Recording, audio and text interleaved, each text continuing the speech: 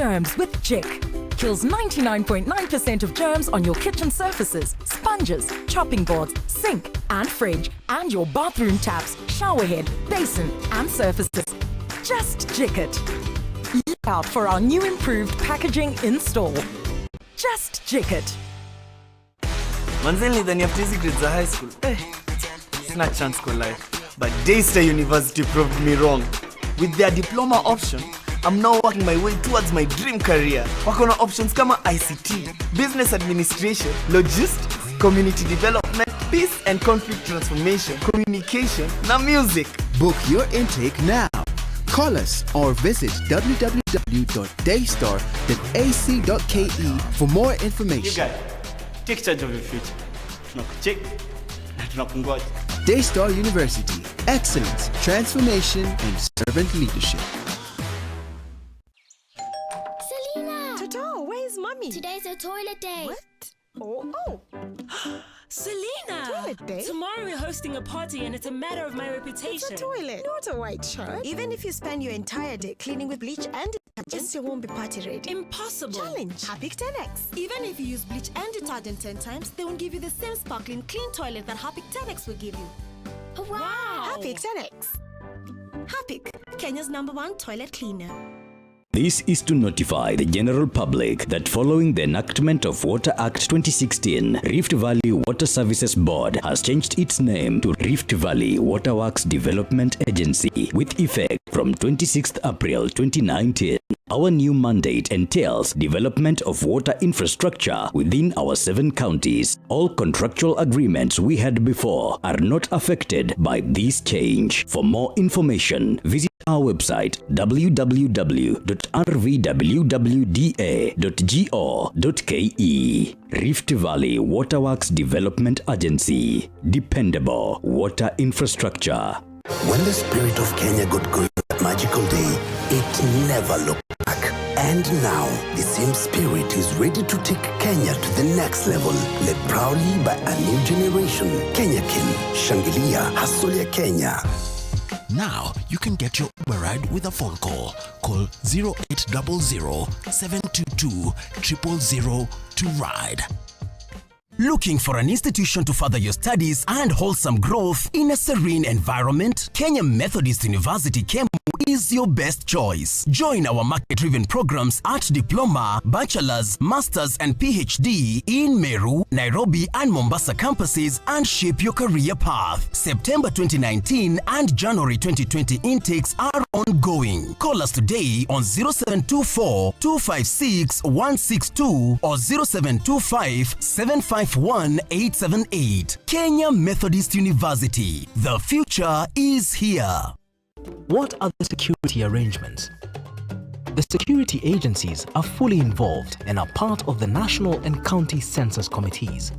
Enumerators will have official identity cards and reflector jackets for ease of identification. They have been recruited from where they live and are therefore known to the locals. Enumerators will also be accompanied by village elders, leaders of residents' associations, and in certain cases, assistant chiefs who are well known by the heads of households. Jitokeze uhesabike.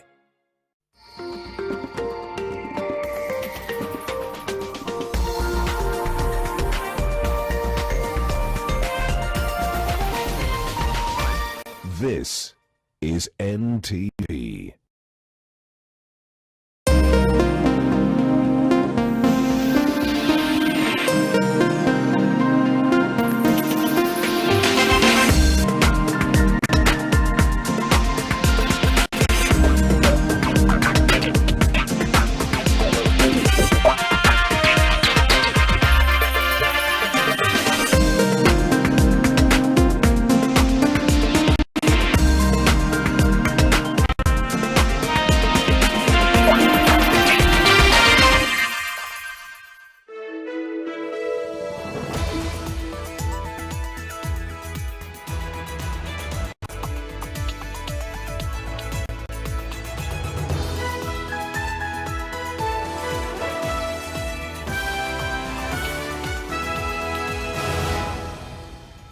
Good evening. These are the top stories that have been captured on this 22nd day of August from our NTV newsroom.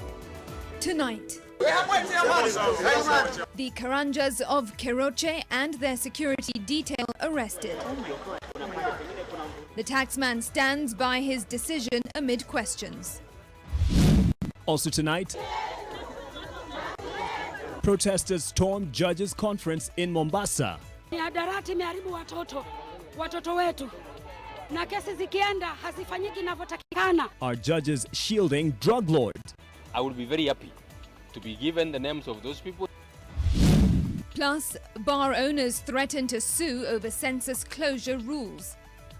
But surely isn't that a sacrifice worth making for your country? We also take you through the enumeration process.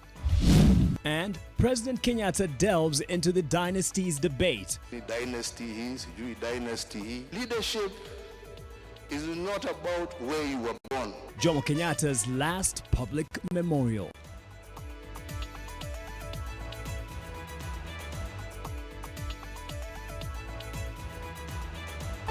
NTV Tonight with Mark Masai and Smriti Vidyartrhi.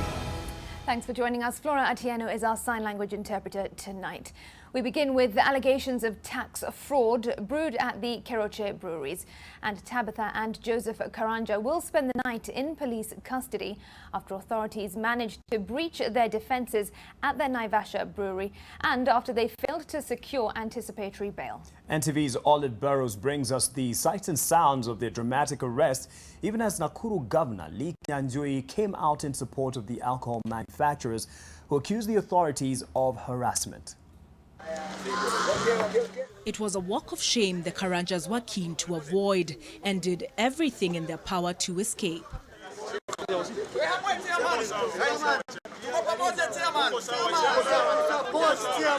But as Thursday morning turned to Thursday afternoon, the authorities had had enough.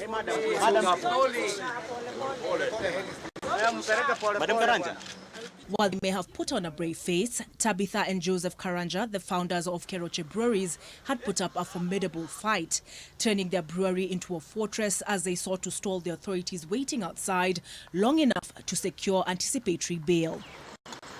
And as the walls closed in tighter, they attempted to keep up appearances and a semblance of control. 2 silver Range Rover Vogues pulling up to whisk them off to the Directorate of Criminal Investigations as it became increasingly clear that their overdue appointment would happen sooner rather than later. But the authorities left no doubt as to who was in charge. And the first to go were their security managers.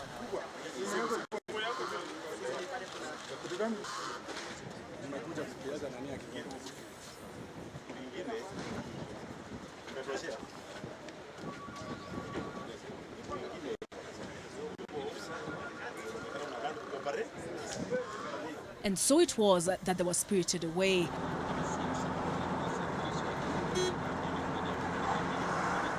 To the DCI headquarters on Kiambu Road, the bumpy ride only just beginning.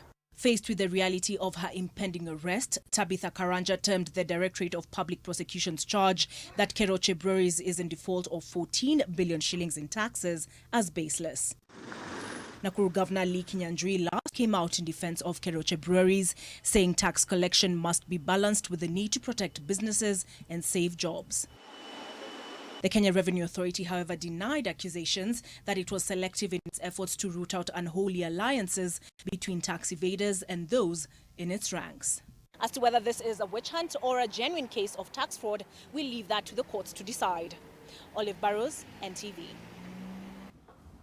Even as they're looking at a night in police custody, doctors who have been in charge of at least treating Bwana Joseph Karanja have made an appeal that he doesn't stay any longer under police custody. And this is a letter from Dr. D.K. Gekonyo from the Nairobi Cardiology Associate, a letter sent with the letterhead of the Karen Hospital saying in part that Bwana Joseph has a serious medical condition that requires regular medication, and he has recently undergone life-saving surgery. Keeping him under police custody will greatly endanger his life. Kindly assist in this regard, and that perhaps is to allow him to get some medical attention, and we'll see what becomes of that. Yeah, certainly.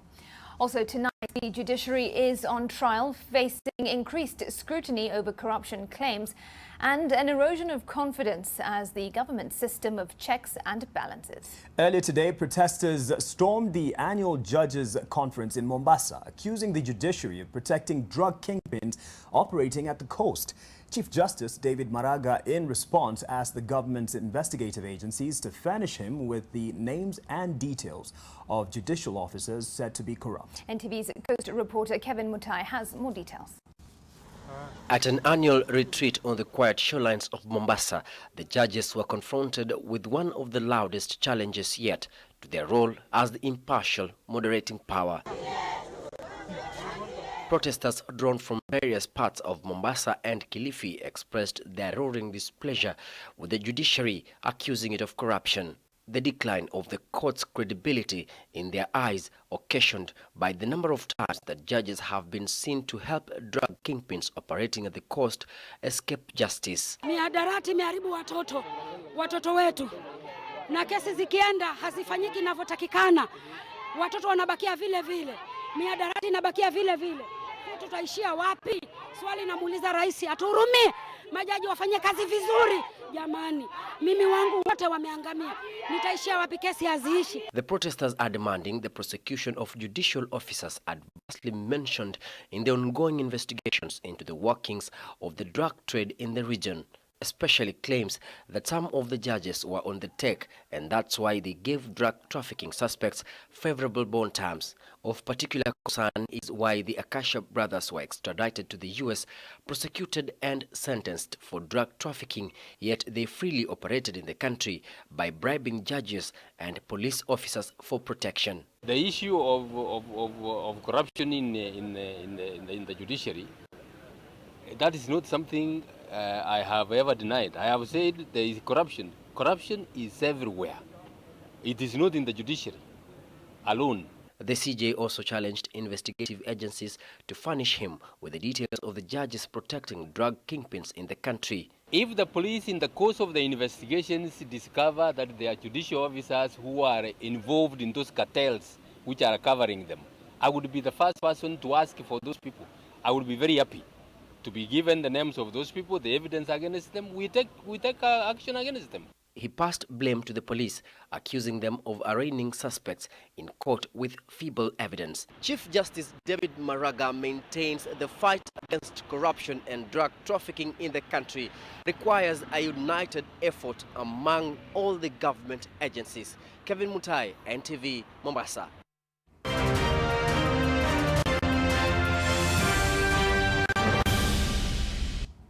Now we focus on our special coverage of the Big Count, and we start with a developing story. And Wajir North Member of Parliament Ahmed Ibrahim Absalan was this afternoon shot at by unidentified gunmen near an abandoned mosque at Masalale. The legislator was travelling with census staff for a pre-listing exercise when the attack occurred. He was, however, rescued by his security team. In other unrelated events, Cabinet Secretary Fred Matiang'i says the government will take action against politicians planning to influence the outcome of census scheduled for the weekend. He said the government was aware of plans to move people up country. I want to ask our leaders across the country, especially political leaders. This is a straightforward census exercise, and let us allow it to be that. There are attempts, there are parts of the country where we have received a few reports. You know, people are trying to do some funny games, asking people to move this way or that way. This is a modern country, and Kenyans are modern people who want to live according to the law. Let us now do this exercise with the decency that it requires. You know, some of these primitive habits that some of our political leaders have lived with for a long time, moving people around, hassling others and talking about this clan must be here and there. Let's stop these things. And we are aware of the meetings you had last night. And at an appropriate time, we will ensure that you meet with the law. Well, the government is appealing to all Kenyans to cooperate with them, despite the inconvenience that a ministerial order to close all entertainment spots this weekend to enable the census be smooth. While addressing a media briefing on the preparations for the week-long exercise, Interior Cabinet Secretary Fred Matiang'i says that though it will sting some business persons, it is a necessary evil. The big count will this time be undertaken digitally, with the ICT ministry stating that all machinery is up to date and ready for that exercise. A cabinet decree asking Kenyans to stay home over the weekend has been the subject of fury from many who visit entertainment spots, as they decry what they term as a forceful approach. We are asking you to accommodate this exercise. So, you know, whether it's a decree or an order, we're just splitting hairs over nothing, in my view. I mean, it's a straightforward issue. Because how else would you like to do it? And then I want to ask fellow Kenyans, surely this happens once in 10 years. Why do we really want to spend all our time on, negative things? Businesses will be the worst hit, CS Matiang'i says. Some operators have threatened to take legal action over what they term as an illegal order. However, he is selling a different perspective. I don't want to be insensitive. You may incur a slight loss. But surely, isn't that a sacrifice worth making for your country? Questions have arisen over the accuracy of the count, as the government insists that only those in the country will be counted. Further, some pastoralists have crossed into neighboring countries seeking pasture. I know this is a very difficult time for them, given that the prevailing drought has made quite a number of them move to the neighboring countries. We are now appealing to them to take this matter very seriously, because it's a matter that comes once in 10 years. If they can now move back and take advantage of the 1 week window. Government holds that the 3 years of planning and the digital collection of data is expected to give accurate figures. Those same devices can be audited and you can tell where the device was. So we have sufficient technology to allow us to create the transparency, openness and the audit capability. The count begins 6 o'clock Saturday. Leila Mohammed, NTV. You're probably wondering, I know I am, what to expect from the enumerators in the upcoming census exercise. Well, for many, concerns to do with what time to expect them, how long they'll take per household, and the content of the questionnaire have come up.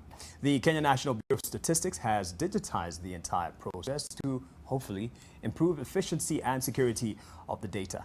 NTV's Mel Miendo has been engaging the enumerators on the process and procedure, and as she reports, you'll need an average of half an hour.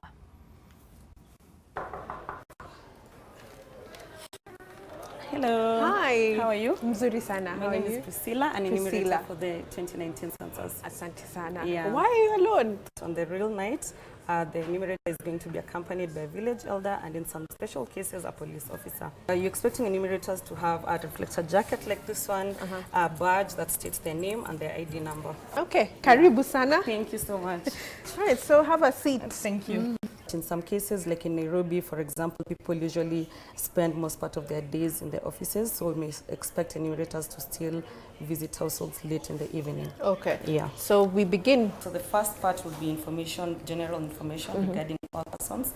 We want to get their ages, their names, sex, and other general information. The section on fertility, first of all, we like to ask the woman herself, and we like to ask her in private, so that she feels a little bit at ease to give the information. So we're going to move on to the next section. Okay. That's information regarding persons with difficulties in doing their daily activities of life. The next section, which is on education, we just want to know, these questions are asked to everyone who is 3 years and older. We want to know the highest level that they've reached. Is it primary school, pre-primary, is it primary school, secondary? We've grouped them like that. Then we want to know the specific grade. After that, we're going to have our labor force particulars. And we want to ask, for the last 7 days preceding the census, has such and such a person been engaged in any economic activity? All right, then after labor force, where do we go? After labor force, we have questions on ICT. We want to know the ownership and access to ICT services. These questions are asked to persons 3 3 years and older. Okay. Yeah, then we have some questions on e-commerce, where we ask persons if they've bought or purchased goods online. All the questions we've asked until ICT and individual level questions, of course some age caps, but when you go to after the ICT questions, we have questions at the household level. So for example, you want to know how many births occurred in that particular household within the last 12 months. We are also interested in the number of deaths that occurred in that household within the last 12 months. Pregnant women, we're going to regard them as one person if they will not have delivered by the 24th night. But if a lady delivers before the 24th night, we are going to consider that baby to be part of the population. Mothers who deliver after the census night, even if the enumerator has not reached their household, we are only making reference to the 24th night. We are mainly going to households. Persons who will be in offices on the 24th night are still going to be enumerated with their usual households. So yeah, we are not going to be specifically going to people's offices to enumerate them, but persons who might be on transit will still be enumerated by a short questionnaire. We require one respondent. You know, in some cases you may go into a household and you find several people trying to answer to the same question. So it's important that the enumerator identifies the most responsible person in that household who can be able to furnish them with most of the information. We've just shown you a bit of what will be going on. It'll take roughly 30 or so minutes, so I hope all of you are looking forward to that exercise. Mel Miendo, NTV.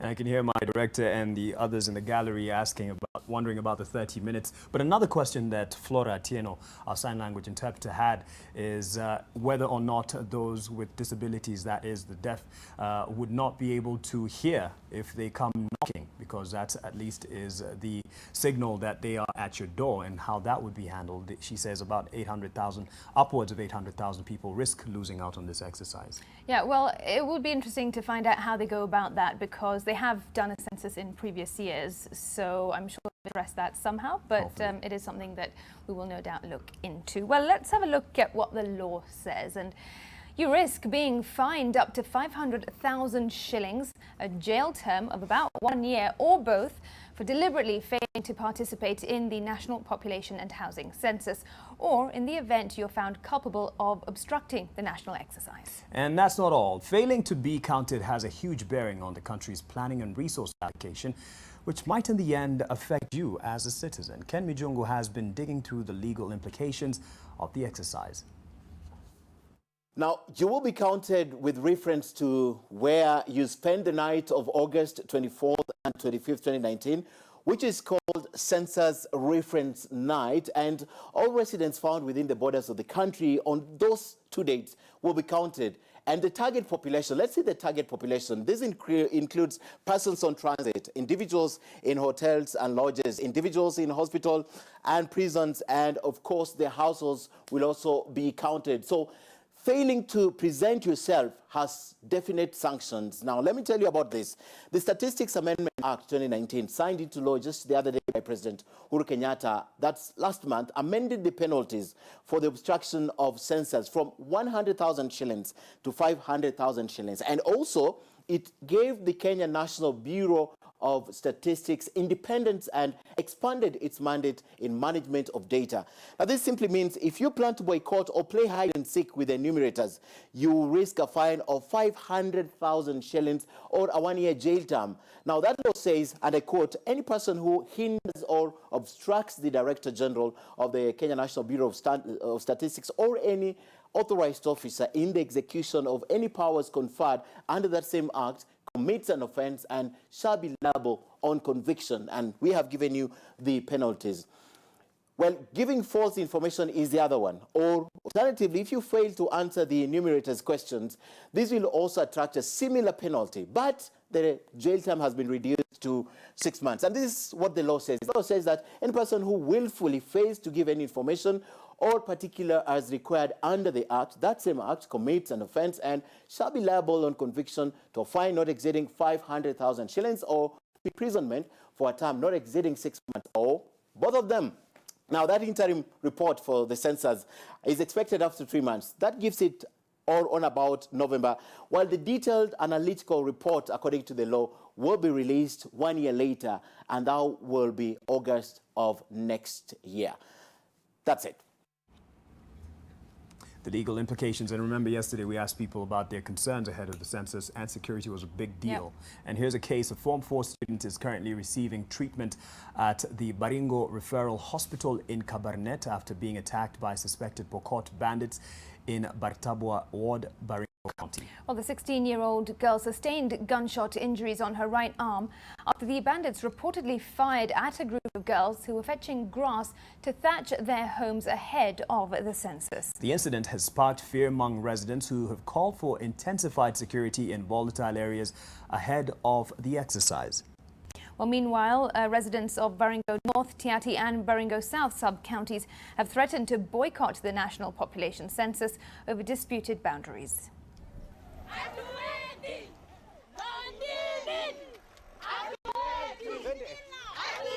Sisi watu wa Burinini tulikuwa tunahesabiwa katika sublocation ya Isas, lakini saa hii tunaambiwa tu.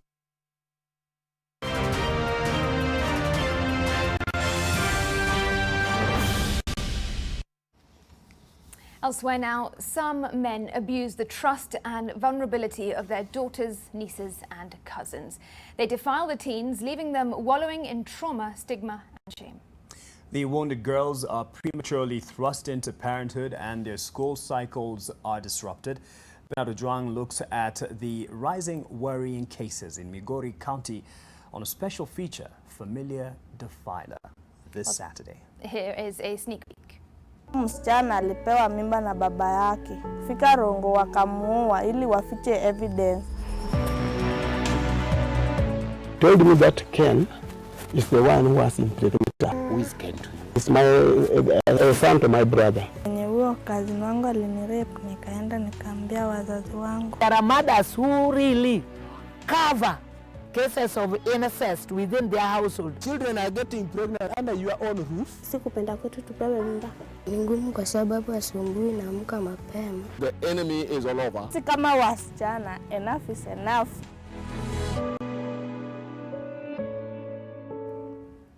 Don't miss Familiar Defiler coming your way on NTV this Saturday at 7 and 9 p.m. We take a short breather right now on NTV Tonight, but still ahead. Of dynasties and hustlers, politics of clout and the new battleground ahead of 2022. Stay with us.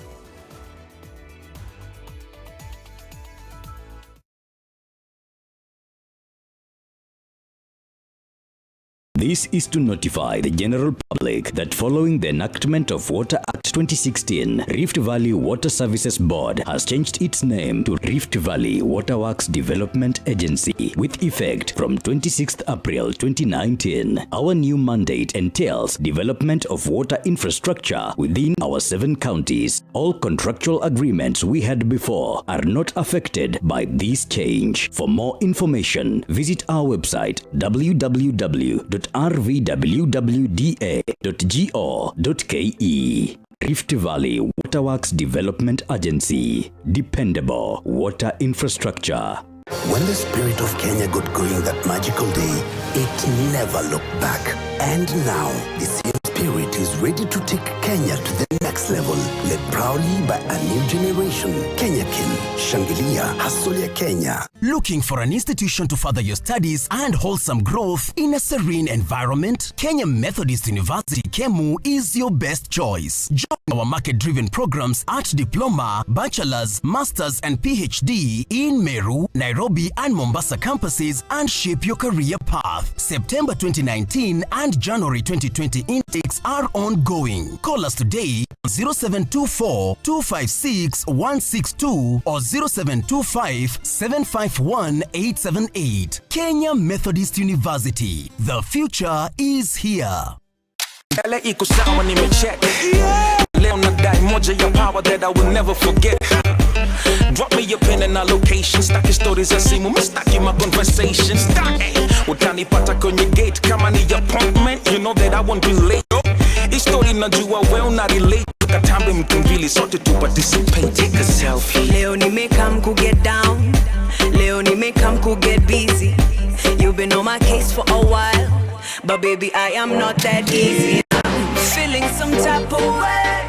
Nishike kama siku za mwizi, tupige kama gym tuko tizi, nipike kama toke mandizi. Yeah. Today is your lucky day. What you gonna do now that you have me all to yourself? So come and get this before we get down to business.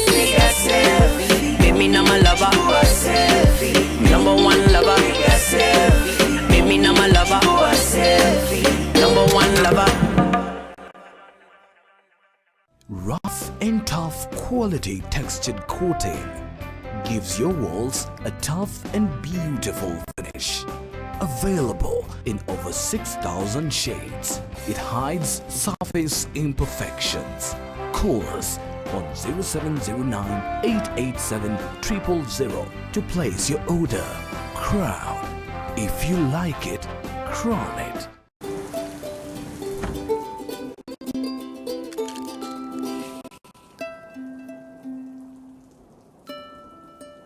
Breakfast is not complete without the new Minute Maid NutriDefense's Nectar Plus. Complete the most important meal of the day with the goodness of great tasting juice fortified with vitamin E and zinc to complement your family's nutritional needs. Minute Maid NutriDefense's Nectar Plus. Breakfast complete.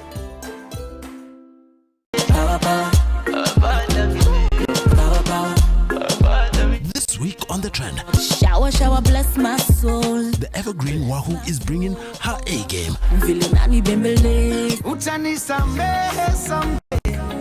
Gillard will be here too. Anayeingia sasa ni President Kingston. Brenda Jones has something to share with us. Ndio kulauka.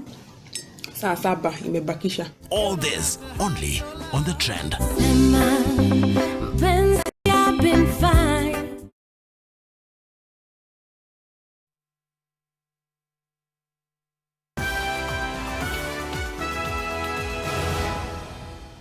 It's just gone past 20 past the hour. Thanks for staying with us. And President Uhuru Kenyatta has dismissed talk that the so-called political dynasties want to cling on to power beyond 2022 using the Building Bridges initiative. The president spoke at his late father and the country's founding fathers memorial. NTV's political affairs reporter Kennedy Morethi looks at this subject that has framed the 2022 succession debate. It's been 41 years since the death of Kenya's founding father, and as a norm, the president leads the country in commemorating his death. Family members and senior government dignitaries lay wreaths at the graveyard before proceeding for a memorial mass at the Holy Family Basilica. At the church, the president chose to address a politically explosive topic that has captured the 2022 succession debate. When you hear people out there, you know, they talk, oh, huyu mtu fulani, dynasty hii, sijui dynasty hii. It's not about that. Leadership is not about where you were born. Talk on political dynasties was ignited after the 9th March handshake last year between President Uhuru Kenyatta and opposition leader Raila Odinga, as those close to Deputy President William Ruto saw it as one of the avenues of locking him out of the 2022 political elections. Raila, mtoto wa Jaramogi, na Gideon Moi, mtoto wa Moi, wanataka tubadilishe ndio wagawanye viti. We are not going to allow any more dynasty. Kila mtu before the eyes of God we are all equal. Mtoto wa maskini lazima vile vile akuwe leader. Ruto has often set himself the champion of the downtrodden, whipping up their emotions and support ahead of the 2022 contest that has been framed as one between the haves and the have-nots. Some of us have more to thank God for than some of you. Odinga, just like his political brother Kenyatta, has also a number of times defended their families in an effort to shake off the dynasty's tag, arguing their fathers were also self-made. Jomo Kenyatta, the son of a pauper, he struggled, was detained by colonialists for all those years. You cannot say this is a Kenyatta dynasty, that because of that Uhuru is a part of a dynasty. Odinga, son of Raila. It's just another pauper.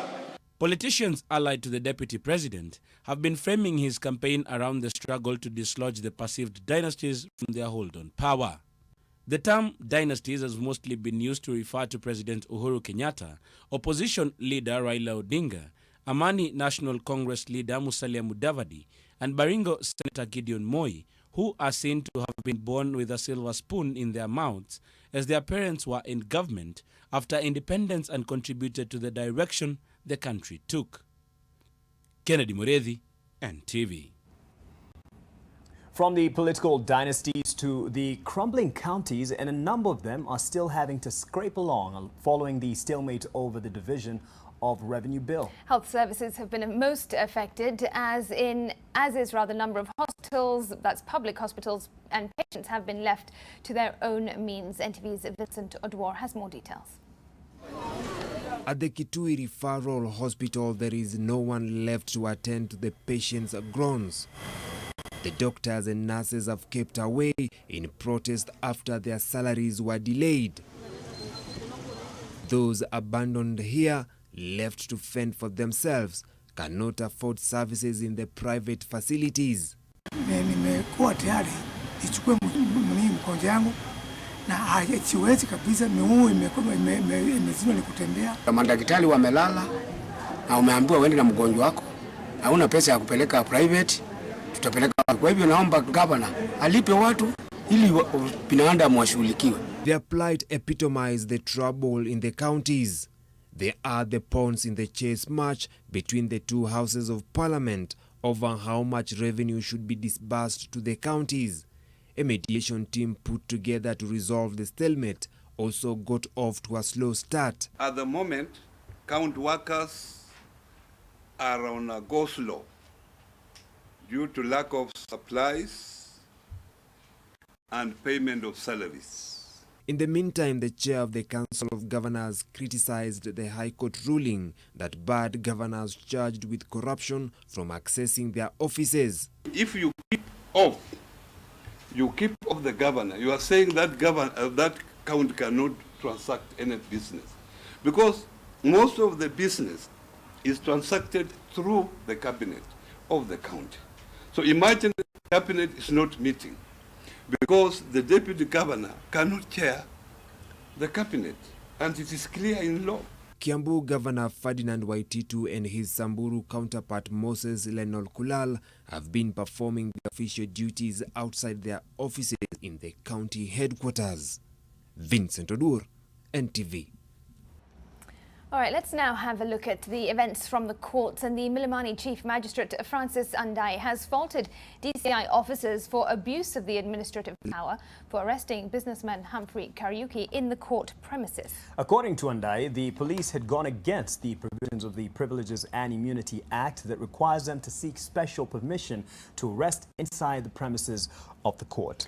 Elsewhere, a man identified as Jeffrey Odwar has been charged for willfully and unlawfully gaining access to Family Bank Limited network services. Odwar accessed the information with an intention to allegedly commit the offense of stealing from the bank. He allegedly committed the offenses on diverse dates between the 1st of November 2018 and 20th January 2019 at an unknown place within the country. I should say he gained access to Family Bank Limited network systems, and he had denied those charges and was released on a cash bail of 300,000 shillings. Elsewhere, former presidential candidate Cyrus Jirongo has been charged for giving false information linking a son of former President Daniel Moi to a 50 million shillings land fraud case. Jirongo had allegedly given false information to a police officer at the DCI headquarters in Nairobi on March 27, 2015, claiming to have completed the payment of 7 million shillings to the late Jonathan Moi for the purchase of Soy Developers Limited. Jirongo is also accused of intending to defraud Post Bank Limited in order to secure an overdraft facility of 50 million shillings. It is 1/2 the hour, time for a short break here on NTV Tonight, but when we come back. In business, a new boss at the Communications Authority, but she is not welcome just yet. Details next.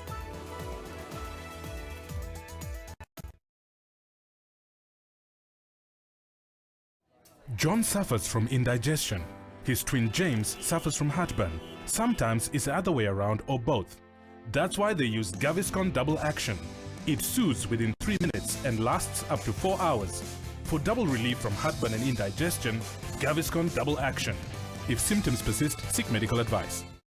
Making my family some nutritious porridge is a painstaking process. First, I have to find all the ingredients needed, and there are many. For vitamins, proteins, and minerals, I need cassava, sorghum, millet. You no longer need to go through all that to make nutritious porridge. All you need is NutriPro. You don't have to go through the trouble of finding, measuring, and weighing all these vital ingredients. New NutriPro porridge flour comes fortified with 13 vitamins, proteins, and minerals. This means that you have more time to focus on what's important, giving your family the healthy start they deserve. NutriPro, bringing families together. From Tropical Brand. Sona moja imetengenezwa kwa njia spesheli ili kupambana na maumivu kwa haraka. Sona moja ina aspirin kama kiungo. Sona moja, kitulizo kamili. Maumivu yakizidi, pata ushauri wa daktari. Nation FM. More music and less talk. Nairobi 96.3, Mombasa 101.5, Meru 93.9, Nyeri 104.9, Eldoret 102.7, and Nakuru on 97.7. Follow us on social media on Facebook at Nation FM, Instagram at Nation FM, and on Twitter at Nation FM KE. Nation FM. More music and less talk. The Aerial Assurance Challenge. Asante sana. Sasa, nini kingine ambacho unaweza kumfanyia msichana wetu? Kila kitu. Hata kufua nguo na aerial mpya. Basi, tuonyeshe. Hey, sasa fanya haya madoa yawe sugu zaidi. Sasa tufue kwa kutumia sabuni yako na kutumia aerial mpya. Aerial sasa inapatikana kwenye pakiti mpya. Unaniamini sasa? Aerial huondoa madoa sugu kwa mwosho mmoja tu. Iko sawa nimecheck. Na leo nadai moja ya power that I will never forget. Drop me your pin and our location. Staki stories za simu, mistaki my conversations. Utanipata kwenye gate kama ni appointment. You know that I won't be late. History najua well na relate. So katambe mtumbili sote tu participate. Take a selfie. Leo nimekam ku get down. Leo nimekam ku get busy. You've been on my case for a while, but baby I am not that easy. I'm feeling some type of way. Nishike kama siku za mwizi, tupige kama gym tuko tizi, nipike kama toke mandizi. Yeah. Today is your lucky day. What you gonna do now that you have me all to yourself? So come and get this before we get down to business. Take a selfie. Baby, now my lover. Do a selfie. Number one lover. Take a selfie. Baby, now my lover. Do a selfie. Number one lover.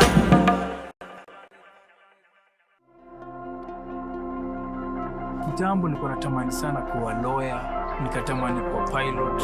Eventually dream ya ngoma ilikuja ikatake over mpaka nikasahau kila kitu. We are driven by the desire to see people aspire to greatness and achieve it. That's why we create platforms for all to showcase their talents, connecting them to opportunities. Tuko nawe kila wakati. When the spirit of Kenya got going that magical day, it never looked back. And now, the same spirit is ready to take Kenya to the next level. Led proudly by a new generation. Kenya Kin, Shangilia, Hustle ya Kenya.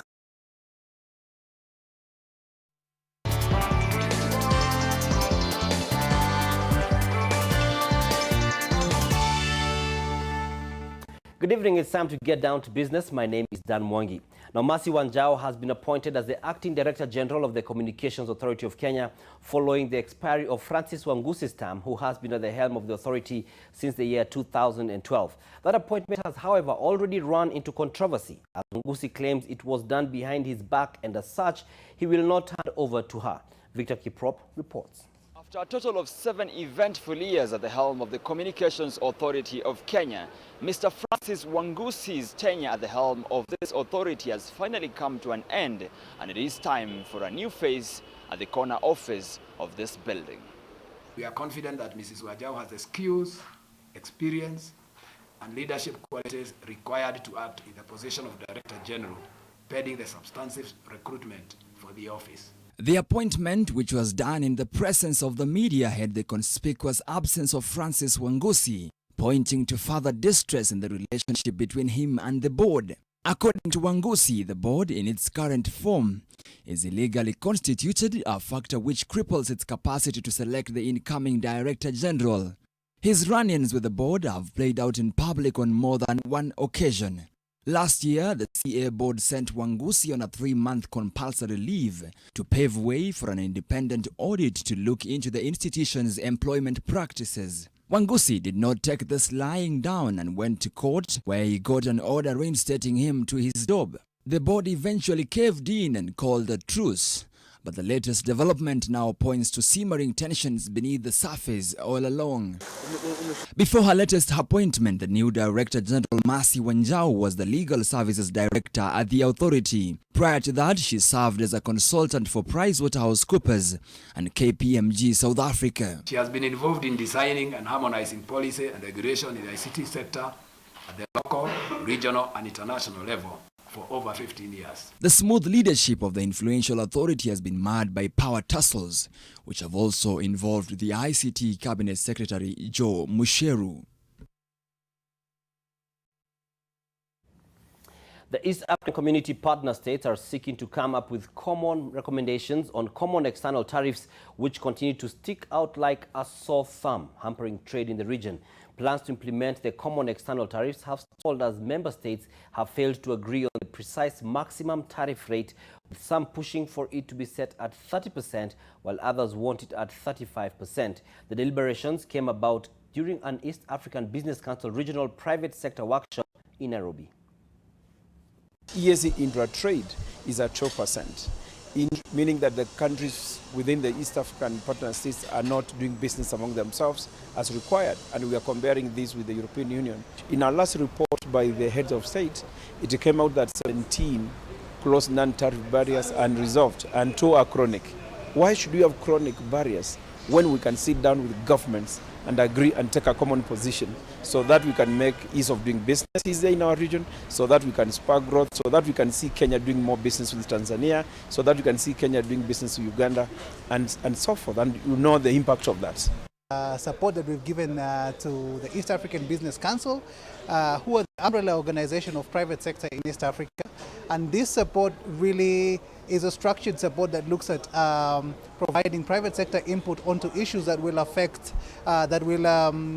discuss around enhancing efficiency in transport and logistics sector, review of the CET to make it more conducive for investments to come into the region, to encourage growth of SMEs. Despite persistent complaints of high cost of electricity, the Kenya Electricity Transmission Company, that's KETRACO, says the country has much more attractive tariffs than its peers in East Africa. Julian Samboko spoke exclusively to KETRACO's Managing Director Fernandez Barasa on matters power and compiled this report. The high cost of energy in Kenya is often cited as a key factor derailing the attractiveness of the country as an investment destination, particularly for energy-intensive undertakings in the manufacturing sector. This view, however, lacks proper context, at least as far as the man steering the Kenya Electricity Transmission Company, KETRACO, is concerned. The tariffs you have in Kenya, by the way, are very cheap. A consumer tariff is at 13 shillings per kilowatt hour.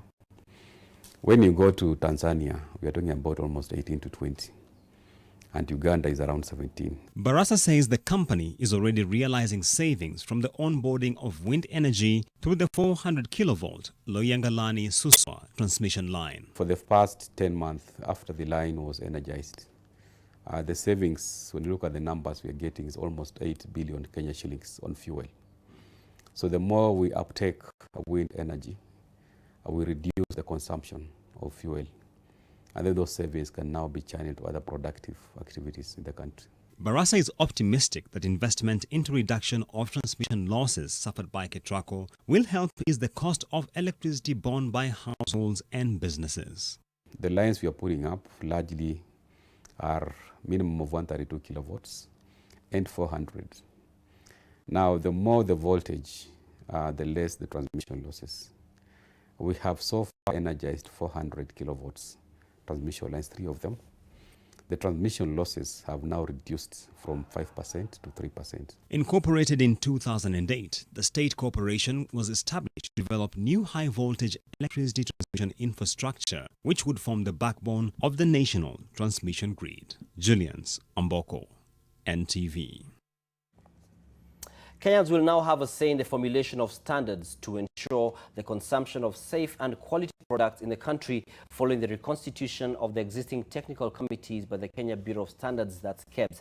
The development of standards has been the preserve of few organizations and individuals, but now the latest move is set to involve wider public participation.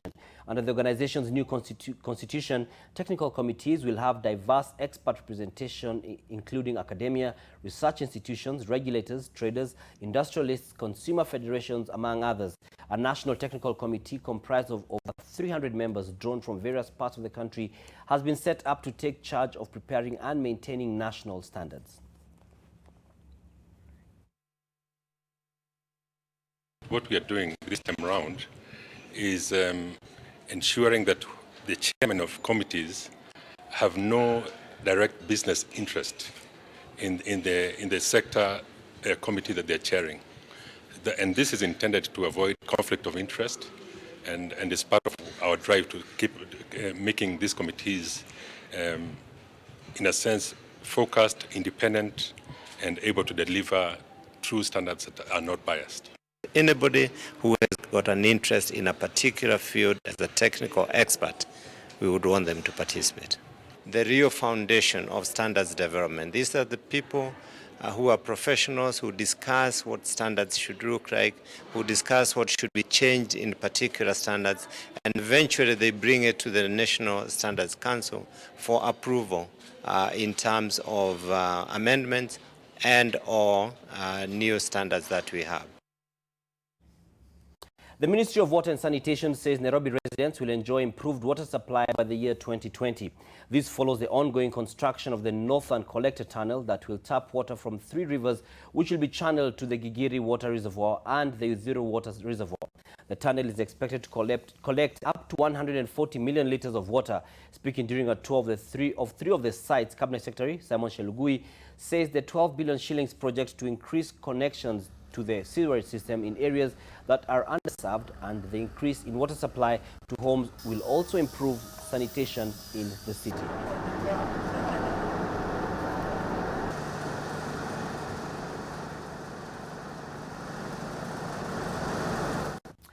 That's it for business. I'm done and it's time for another break, but still ahead. Another term for the Jubaland leader amid resistance from other actors.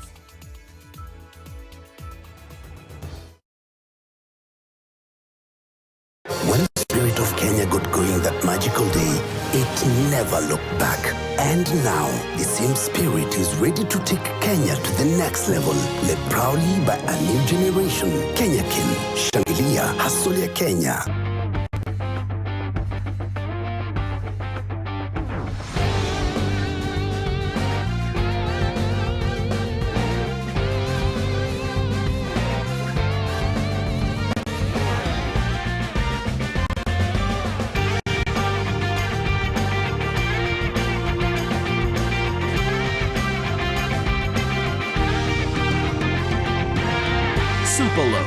Slices of life.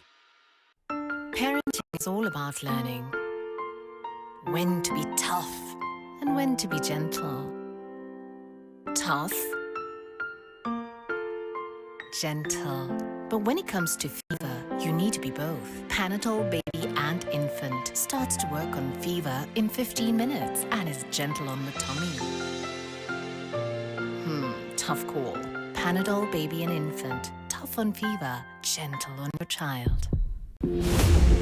I'm hungry. Yes, with some extra fries. Delivery on the way. So extra. So extra.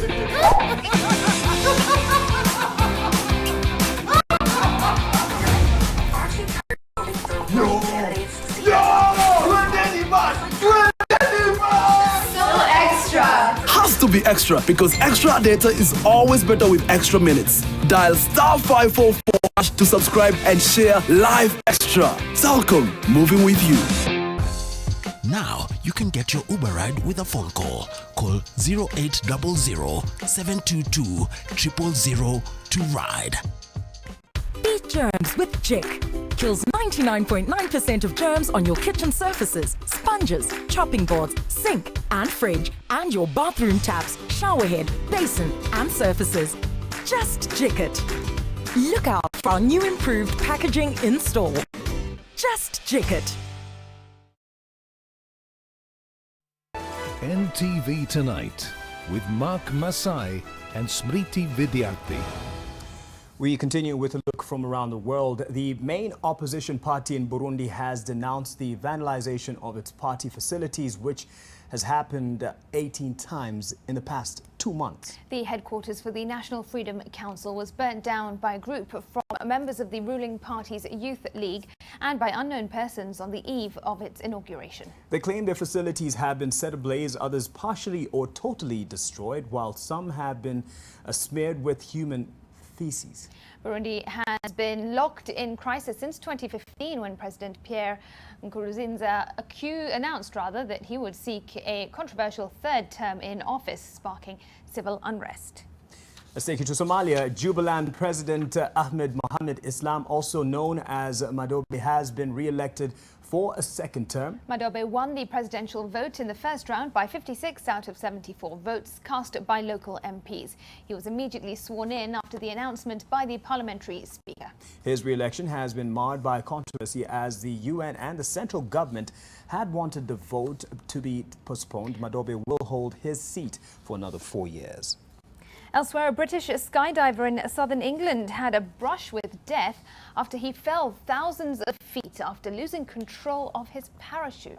Witnesses watched in horror as the skydiver spiraled downwards and landed on the eastern edge of the drop zone. The jumper, a member of the Tigers Army display team, was taking part in an exhibition when things went terribly south. He managed to get away with only minor cuts, scratches and grazes from the incident. Wow. A bear in California made himself right at home as surveillance video captured the bear raiding the fridge and walking around. Would you look at that? The bear snuck into the home at a little past midnight to have a snack and to walk around, as you do, awakening two teenagers who were upstairs and who then managed to call the police. Authorities arrived on the scene and scared away the bear by firing off a round from a shotgun into the air. And with that, we take another break. Sports is up next. And here's what's coming up. The Athletics Kenya National Championships conclude at the Nyayo Stadium after 3 days of action. Find out who was crowned national champions on NTV Sport.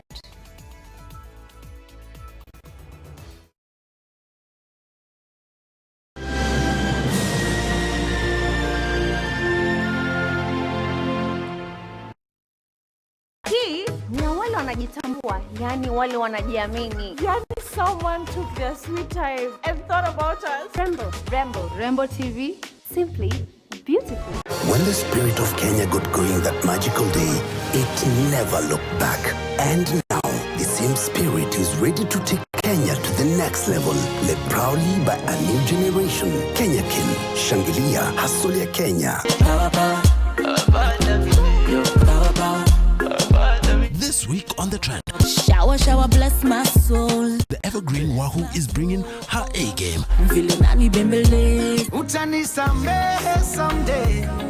Gillard will be here too. Anayeingia sasa ni President Kingston. Brenda Jones has something to share with us. Ndio kulauka. Saa 7 imebakisha. All this only on The Trend. Fancy, I've been fine.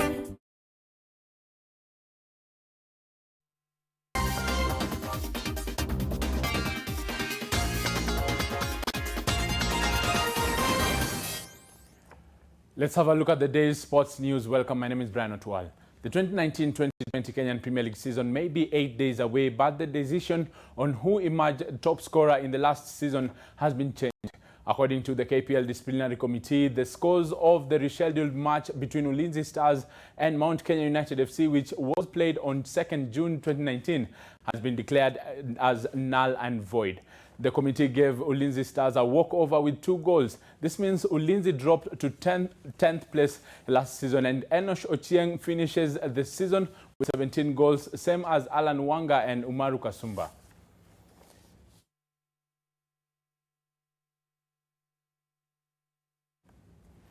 And athletes from the KDF, Kenya Prisons and Kenya Police dominated most titles at the National Athletics Championships that concluded at the Nyayo Stadium. This as upcoming youngsters in World Under-18 champions Mary Mora and Jacqueline Wamboi showcased their growth to clinch national senior titles. World 1500 meters champion Elijah Manangoi reclaimed his national 1500 meters title on his return from injury, winning in 3 minutes and 37.36 seconds. 2016 World Under-20 champion Kumari Taki was second, with Justus Soget third. Wow, the national world champion. I realized that my body is moving well, no injury anymore. Well, I'm focusing now for the Brussels Diamond League next. Africa Cup champion Winnie Chebet retained the women's 1500 meters crown. Chebet clocked 4 minutes 5.09 seconds to triumph over KDF's Sela Jebleting and Judith Jemgetich. Sela Jebleting and Chepkemoi. Commonwealth and Africa champion Timothy Cheriot, who has a wild card in 1500 meters for the World Championships, was victorious in the men's 800 meters event ahead of KDF's Jonathan Kitilit and Cornelius Tuwei. 143. Wow. Target yangu leo ilikuwa ni kibie personal best na imeingiana venye nilikuwa nimepanga. It was a golden debut for the 2017 World Under-18 champion Jacqueline Wamboi, who joined senior ranks in style by winning the women's 800 meters. Kenya Prisons Wamboi clocked 2 minutes ahead of defending champion Emily Cherotich and Jarinta Mawia. Police, prisons, police. Mtakachafunguni sharti iname. So to work hard till to the finals. 2017 World Under-18 champion Mary Mora also showed her pedigree by winning the women's 400 meters in 52.65 seconds. Nina furaha sana venye tunaenda Morocco na ninawa promise ya kwamba nikifika kule Morocco nitang'ang'ana. I will try my best ndio nione kama hiyo gold itakuja ama silver.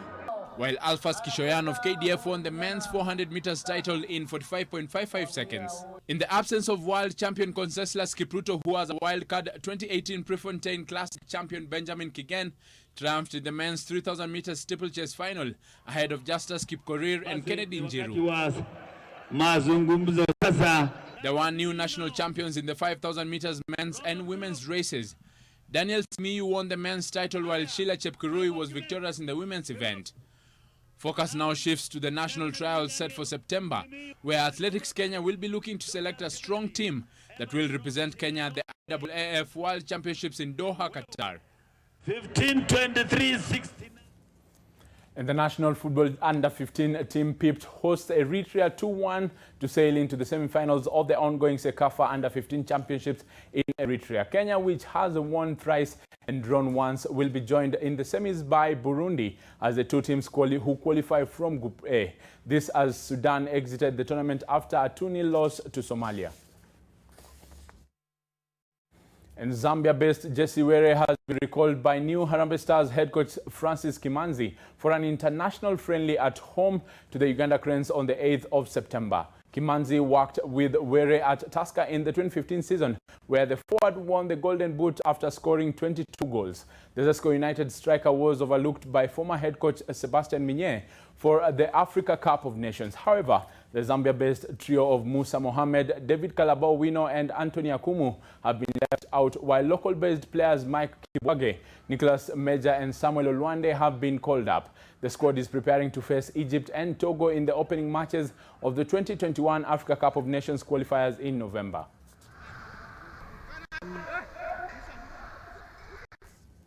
And the national 15th rugby team, the Kenya Simbas, continues to rebuild with Victoria Cup, providing ample opportunity. Kenya Simbas will tackle a Zambian side that is hungry for revenge on Saturday at the RFUA grounds, as Sean Carville reports.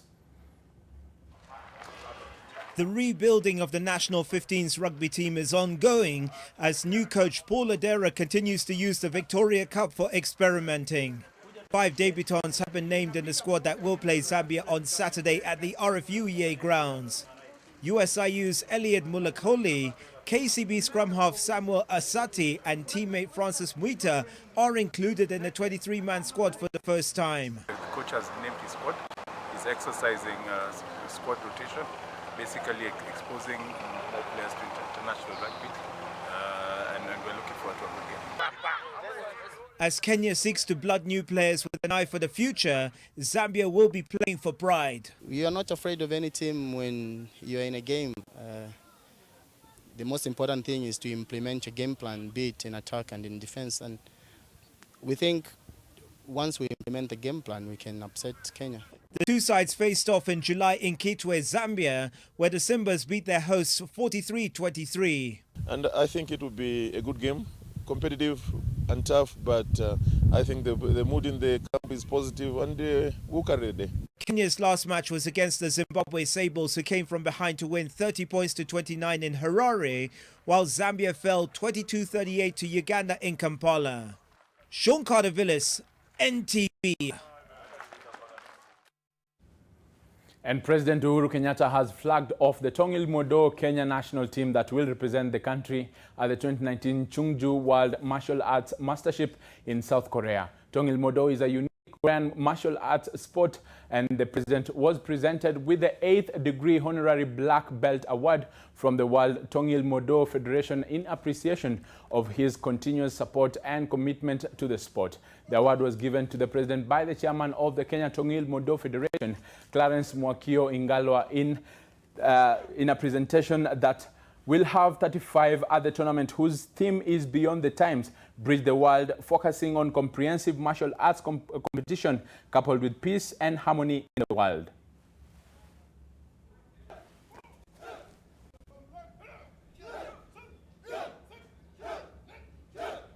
By end of next year, every single association tumejichagulia pale Kasarani, tuhakikishe ya kwamba kila federation iko na sehemu yake hapo Kasarani, pahali ambapo wako na uwanja ya kuchezea, uwanja ya kupractice na ofisi ya kushughulikia watu yao, ambapo you as their elders can inspire them, can train them, can coach them. All right, that's the sport. A lot more tomorrow, but for now, have a lovely night. My name is Brian Otwal. Back to you, Mark and Smriti. All right, Brian, thanks very much indeed for the sports news. Well, that does it on NTV tonight. It's 10 o'clock. That's where we leave it. Thanks so much for joining us. I'm Smriti Vidyartrhi. NTV Weekend Edition starts tomorrow with Edmund Nyabola. Thank you for watching. Thank you to Flora Etienne for the sign language interpretation. Have a good night. I'm Mark Masai.